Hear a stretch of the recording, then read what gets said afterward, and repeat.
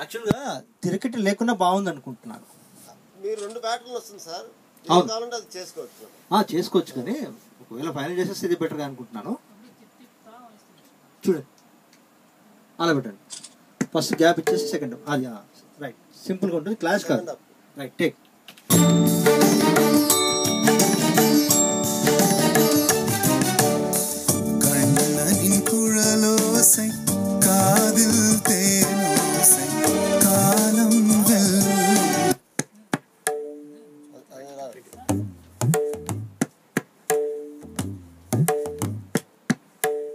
Second up.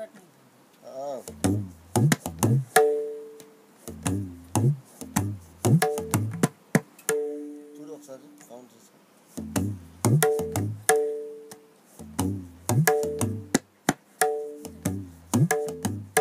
Okay okay right.